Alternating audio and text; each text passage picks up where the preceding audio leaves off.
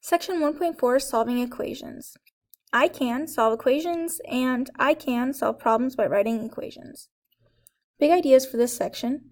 Properties of numbers and equality and inverse operations can be used to solve an equation by finding increasingly simpler equations that have the same solution as the original equation. Important properties of equality include reflexive, symmetric, transitive, substitution, addition, subtraction, multiplication, and division. An equation is a statement that two expressions are equal. If we look at the take note on pages 26 and 27, it has some properties of equality here. A reflexive property tells us that both sides of the equal sign have to be the same. So x equals x, 5 equals 5, they have to be the same. Symmetric tells us that if A equals B, then B equals A. So what we can do is we can take and we can swap those two sides of our equations if we want to, move the left side to the right and the right to the left, and that's okay because they're symmetric, which means, again, both sides are the same.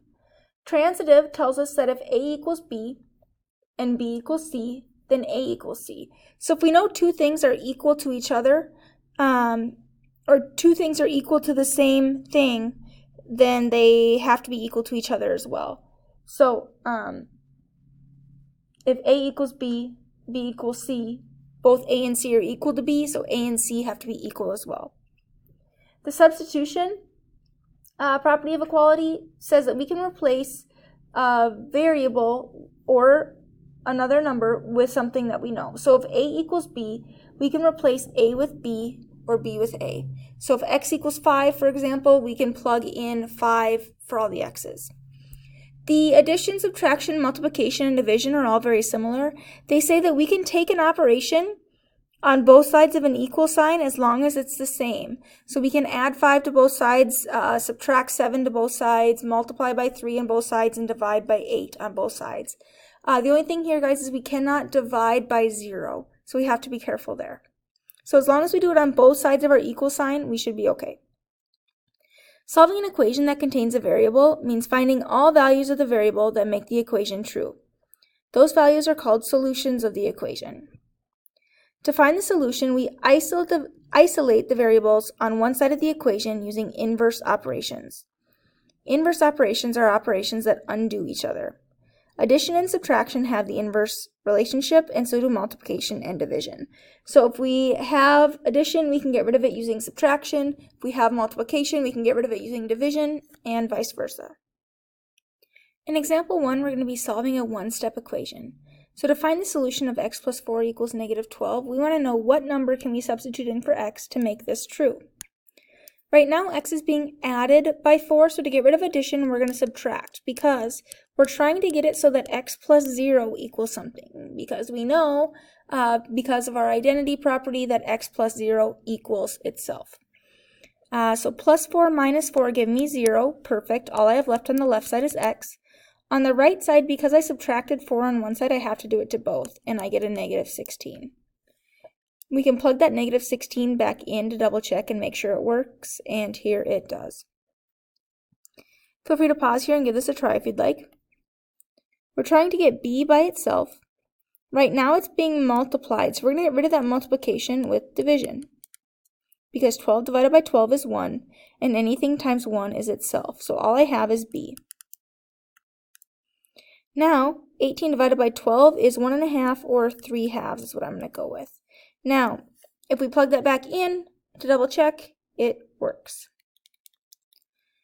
In example 2 here, they get a little bit more strenuous. We've got a lot of stuff going on. So before we can simplify these, we have to simplify both sides of our equal sign. We have to simplify both expressions. So on my left side, there's nothing else I can do there. That's already in simplest form. But on my right side, I can go ahead and distribute. So I take the number outside my parentheses times, because it's being multiplied, everything inside, and then don't forget to take the sign with the number. So 3 times negative 3 is negative 9. And now my left side's as simple as I can get it, my right expression's as simple as I can get it, and now I solve. In order to do that, I have to get all of my variables together on one side first. So I'm going to subtract a 3y. I like to move the smaller of the two or the lesser of the two because then my answer has less negatives in it as I'm working through it. There will still be some, but if I can avoid having a situation where everything is negative, it's just one less thing to have to remember to write down or to keep an eye on as we go. So again, we always want to make sure that when we do this, we're double checking to make sure it actually cancels. 3y minus 3y is perfect. 8 minus 3 is positive 5y. And over here, we bring down the sign with the number. Now, to get my y by itself, I have two operations, multiplication and addition. I'm going to get rid of everything that's not attached to my variable first. So that the multiplication stays, and I get rid of the addition. And I get rid of that addition because technically it's a negative 27. So I get rid of the subtraction there, the minus, by adding 27. And that's how I get to 0. So negative 27 plus 27 is 0, and that's what we want. We just want 5y equals 18. Now, y is being multiplied, so I get rid of multiplication by dividing. And whatever I do to one side, I have got to do to both. So y is going to be 18 over 5, or 3.6. Now, feel free to pause here and give this a try if you'd like. Again, first thing I can have to do is simplify both expressions, my left expression and my right expression. My right expression is just 11x. There's nothing else I can do there. But on the left side, I've got a lot of stuff going on. I'm going to distribute my 3 into my parentheses as multiplication. So 3 times 2x is 6x, and 3 times negative 1 is negative 3. I'm going to do the same thing with my second set of parentheses, but when I distribute, remember we take that sign with the number. So it's a negative 2 times 3 and a negative 2 times 4. We change it to adding the opposite so that sign goes with. And I get negative 6x minus 8. Now on the left, I'm still not completely simplified, so I'm going to combine like terms. 6x and negative 6x cancel to get 0. Okay, they add up to 0. And negative 3 minus 8 gives me negative 11. Again, signs go with those numbers there. Now I have multiplication. To get my x by itself, I have to divide. And I get negative 1 equals x. If we substitute that back in to double check, it does work. For example 3 on page 28, there's a picture here of a flower carpet. So flower carpets incorporate hundreds of thousands of brightly colored flowers, as well as grass, tree bark, and sometimes fountains to form intricate designs and motifs.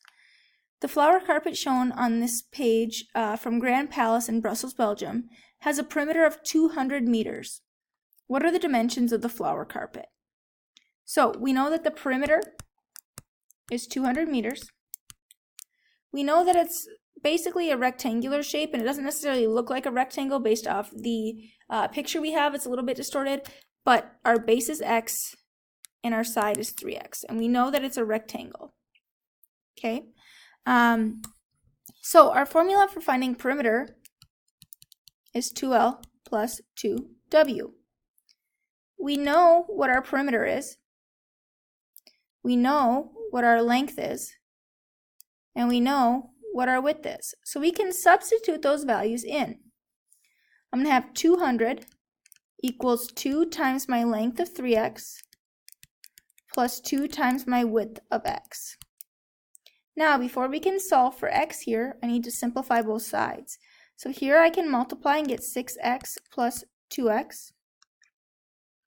Combine my like terms there, and I get 8x equals 200. To get x by itself, we go ahead and get rid of that multiplication by dividing, and I get x to be 25. But that's not what we're looking for here, guys. What we're looking for is what are the dimensions. So now that I know what x is, I can substitute it back in to x in both spots. So x is going to be 25 meters here, and x is, our width is 25 meters, and our length is 3 times 25, or 75 meters. So here I have 25 by 75, or 75 by 25. Now, suppose the flower carpet from problem 3 had a perimeter of 320 meters. What would be the dimensions of the flower carpet? Well, our perimeter is 320. We know our length is still 3x, and our width is still x. 6x plus 2x still gives me 8x. But when I divide here to get the x by itself, x is going to be 40.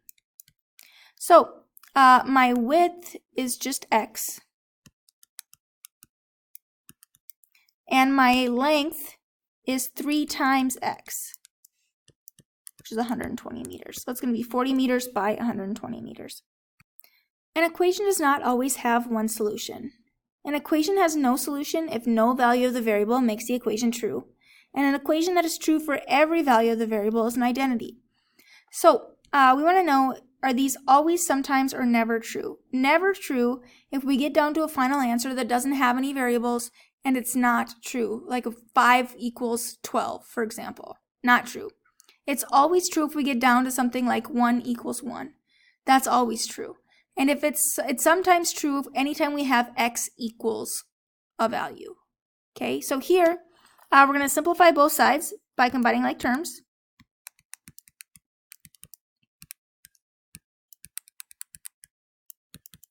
Now I'm going to get all my variables together on one side. They both canceled out. 3x minus 3x is 0, and 3x minus 3x is 0. So I have 4 equals 5. Does 4 equal 5? No, they're not equal. So this is never going to be true. There's nothing we can do with a variable because I don't have any variables left here to make it true. So this is never going to be true. Same idea here on B. We're going to combine like terms, simplify both sides first.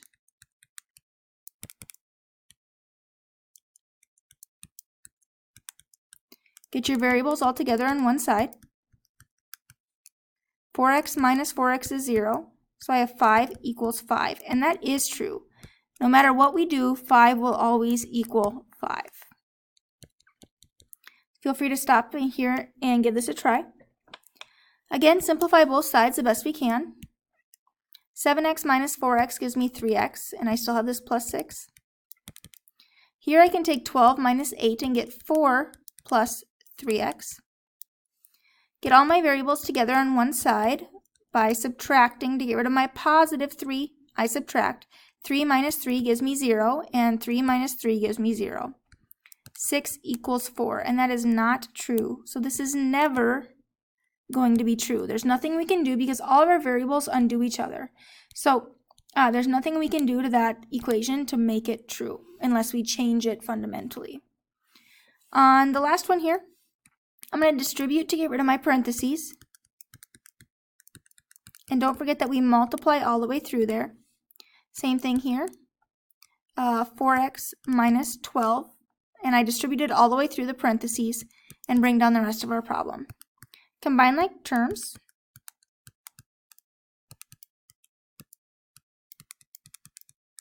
Now get all of our variables together on one side. Those cancel out.